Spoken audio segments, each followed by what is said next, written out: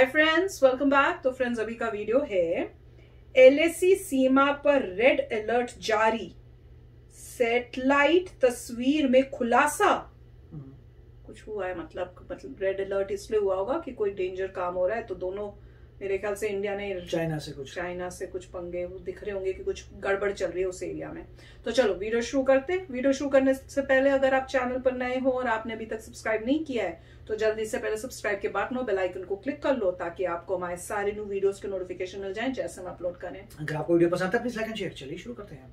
दोस्तों, चीन के साथ भारत का सीमा विवाद अब लगातार खतरनाक रूप लेता नजर आ रहा है। जहां पर चीन और भारत के बीच में तनाव लगातार बढ़ रहा है, वहीं पर दोनों ही देशों ने सेनाओं की तैनाती भी बढ़ा दी है। इसके अलावा दोनों ही देशों की सेनाएं अब पहले से कहीं ज्यादा अलर्ट मोड पर आ चुकी है, क्योंकि अब खतरा सीमा पर लगातार बढ़ रहा है और तनाव भी पहले से कहीं ज्यादा हो चुका है। सैटेलाइट द्वारा ली गई नई तस्वीर में ये खुलासा हुआ है कि डोकलाम से 9 किलोमीटर पूर्व की तरफ चीन ने अवैध रूप से जिस गाँव को बसाया था, अब वह गाँव पूरी तरीके से लोगों से भर चुका है। वहीं चीन ने इस गांव को पेंगड़ा नाम भी दिया है। और सबसे बड़ी बात यहाँ पर यह है कि चीन का यह अवैध गांव भूटान की जमीन पर बना हुआ है, जिसके बारे में खबर सबसे पहले 2021 में निकलकर सामने आई थी। और हैरानी वाली बात तो यहाँ पर यह है कि 2021 के बाद से इस गांव को खाली नहीं कराया गया, बल्कि यहाँ पर लोगों को पूरी तरीके से लाकर बसा दिया गया है। वहीं चीन ने अपने द्वारा बनाए गए इस गाँव को एक अच्छे सड़क से जोड़ा है। और सबसे बड़ी बात तो यह है कि यह सड़क भूटान की जमीन में 10 किलोमीटर तक जाती है, जिससे भूटान का 10 किलोमीटर का इलाका पहले ही चीन अपने अंदर समा चुका है। इसके अलावा ये सड़क तेजी से बहती हुई एमोचू नदी के किनारे चलती है और चीन द्वारा बनाए गए ऐसे अवैध गांव को पूरा चाइना से जोड़ने का काम ये करती है। चीन अगर एमोचू नदी के किनारे एक सड़क बना चुका है तो ये भारत के लिए इतना खतरनाक और चिंताजनक इसलिए है क्योंकि इस सड़क की मदद से चीन को डोकलाम से ठीक बगल में जाने का रास्ता मिल जाएगा, जिससे चीन बड़ी ही आसानी से भारत के सिलीगुड़ी कॉरिडोर को अपने आंखों से देख पाएगा, जो कि भारत के लिए बेहद ही ज्यादा चिंताजनक है, क्योंकि सिलीगुड़ी कॉरिडोर ही पूरे भारत को उत्तर पूर्व भारत से जोड़ने का काम करता है। और अगर इन हालातों में चीन डोकलाम के ठीक बगल में अपनी सेना को भेज पाएगा और वहां से सिलीगुड़ी कॉरिडोर पर नजर रख पाएगा तो ये भारत के लिए बड़ा खतरा है। वहीं इसके अलावा चीन ने हाल ही में लद्दाख में लाइन ऑफ एक्चुअल कंट्रोल के काफी नजदीक एक युद्ध अभ्यास भी कर रहा था। और इस युद्ध अभ्यास के दौरान चीन ने अमेरिका के हिमार जैसे रॉकेट सिस्टम का टेस्ट किया, जिसका नाम PLC-191 MLRS। और इसकी खास बात यह है कि ये काफी ऊंचे इलाके में भी हमला करने में सक्षम है और इसकी मारक क्षमता 350 किलोमीटर की है। लेकिन क्योंकि इस हथियार के बारे में ज्यादा जानकारी बाहर निकलकर सामने नहीं आई है, इसीलिए इसकी मारक क्षमता और ज्यादा या फिर थोड़ी कम हो सकती है। जब चीन अपने इस खतरनाक हथियार का टेस्ट कर ही रहा था युद्ध अभ्यास के दौरान, तभी चीन के कुछ लड़ाकू विमान LAC से काफी नजदीक उड़ रहे थे, जो कि भारत को ये संदेश देने के लिए था कि चीन की सेना हर तरीके के हालातों के लिए तैयार है। हालांकि भारतीय सेना और वायुसेना ने भी इसका बराबर जवाब दिया और चीन के लड़ाकू विमानों को खदेड़ दिया। अब ये बात तो साफ है कि चीन का अपने लड़ाकू विमान को भारत के सीमा के नजदीक भेजना, इस तरीके के खतरनाक रॉकेट सिस्टम का परीक्षण करना और एक युद्ध अभ्यास भी करना, यह साफ साफ दिखाता है कि चीन भारत से युद्ध की तैयारी कर रहा है और भारत पर दबाव बनाने की कोशिश वो कर रहा है, जिससे भारत और चीन के बीच में तनाव लगातार बढ़ते ही जा रहा है। ये सब तब हो रहा है जब भारत और चीन के बीच सैन्य अधिकारी 16वें दौर की बातचीत करने जा रहे हैं तनाव को कम करने के लिए और ये सुनिश्चित करने के लिए कि हालात को बेकाबू होने से बचाया जाए। लेकिन इस बात से भी इंकार नहीं किया जा सकता कि किसी भी तरीके की गलतफहमी दोनों ही देशों के बीच में तनाव को बढ़ाकर युद्ध की हालात पैदा कर सकती है। वहीं पर इसके अलावा तनाव को कम करने के लिए और दोनों ही देशों के बीच में विश्वास को बढ़ाने के लिए चीन और भारत के विदेश मंत्री उज्बेकिस्तान की राजधानी में संघाई कॉर्पोरेशन ऑर्गेनाइजेशन की मीटिंग के दौरान एक बार फिर से साइडलाइन मीटिंग करेंगे और एक दूसरे के साथ अपना मत साझा करेंगे, जिससे दोनों देशों के बीच में विश्वास बढ़ेगा और तनाव कम होगा। दोस्तों, पिछले कुछ दिनों से ये देखा गया है कि चीन भारत के प्रति काफी ज्यादा आक्रामक हो गया है और इसका कारण वर्ल्ड स्टेज पर भारत का बढ़ता कद है। चीन अलग अलग मोर्चों पर भारत को घेरने की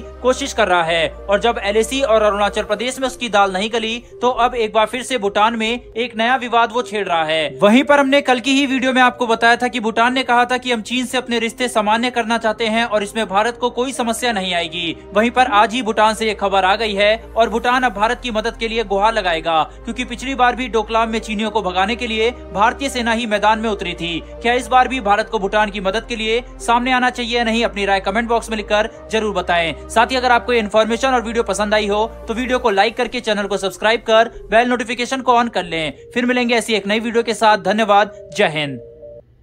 बड़ी अलार्मिंग न्यूज है कि भूटान का 10 किलोमीटर का एरिया लेके बैठ गए और उसमें गांव बसा लिया और अब तो वो गांव भर भी गया है और 2021 में बोल रहे हैं ये हुआ है।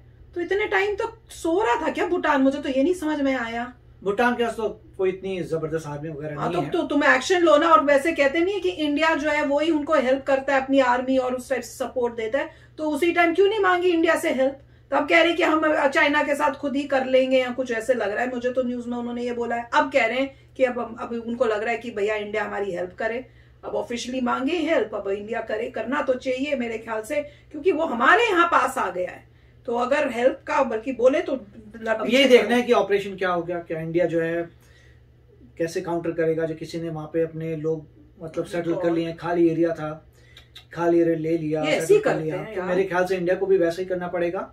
कोई और खाली एरिया ढूंढना पड़ेगा, उस खाली एरिया में जाके कब्जा करना पड़ेगा, बोलेगा वो हमने भी कब्जा कर लिया, सिमिलर कुछ करना पड़ेगा। और तो ऑप्शन ही, क्योंकि जहाँ पे किसी ने अपने विलेजेस बना दिया आप उस पर अटैक करते हैं, वो तो बोल देंगे हमारे पे अटैक कर दिया तुमने, क्योंकि उन्होंने तो आप पे अटैक नहीं, उन्होंने खाली बंजर जमीन को घेरा था, भूटान की जमीन है यार। हाँ तो वही है। तो आपको जो है इंडिया को काउंटर में शायद उनकी भूटान और चाइना के बॉर्डर पे कोई ऐसी जगह होगी जो डिस्प्यूटेड होगी, वहां पे उनको उसको कब्जा करना पड़ेगा। मगर उन्होंने तो स्ट्रेटेजिकली किया है, जैसे कह रहे हैं कि वहां से पूरी निगरानी कर पाएंगे सिलीगुड़ी कॉरिडोर की। ये इनको प्रॉब्लम क्या, मुझे तो ये नहीं समझ में आती है। शांति से बैठ के और यहाँ पर भी यही है, जैसे कह रहे हैं कि अभी मीटिंग के लिए मिलेंगे ये वो, तो जो भी ऑपरेशन आपको मीटिंग से पहले करना पड़ेगा। मीटिंग होती रहेंगी, पीछे से ऑपरेशन कुछ करना पड़ेगा इक्वल आने के लिए। नहीं हम मीटिंग ही करते रहते हैं, वो जमीन ही लेते जा रहे हैं। मैं तो मुझे तो यही नहीं, मतलब पॉइंट वही है कि जो स्ट्रेटेजिकली देख रहे हैं उनको भी पता है कि मीटिंग तो ऐसा ही है, मगर आपको कार्रवाई तो करनी पड़ेगी।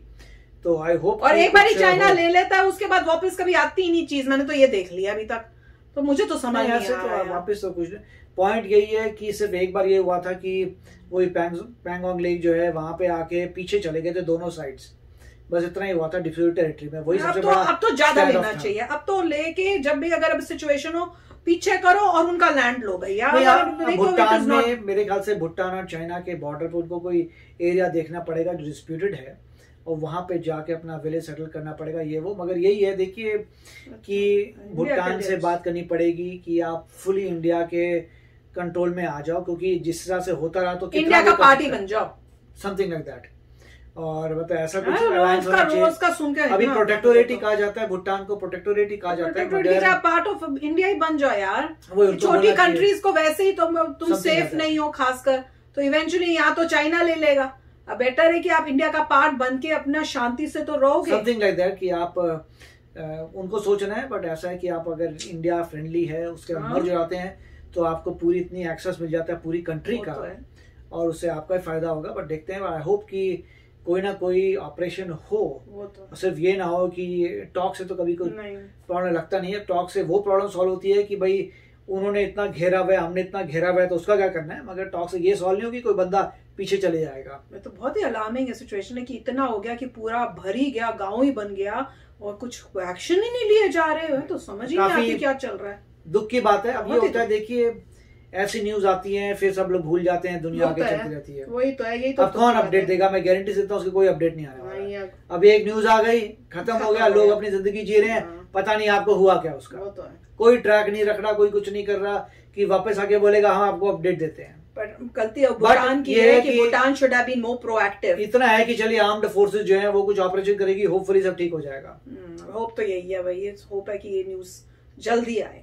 तो चलो फ्रेंड्स, चलते हैं, मिलेंगे नेक्स्ट वीडियो में बहुत ही जल्द। Till then take care and bye bye. तो अगर आप मेरे इस चैनल पे नए हो तो जल्दी से सब्सक्राइब के बटन को हिट करो और बेल आइकन को क्लिक करो, ताकि आपको मेरा जब नया वीडियो मैं लगाऊं आपको उसके बारे में जल्दी से पता चल जाए।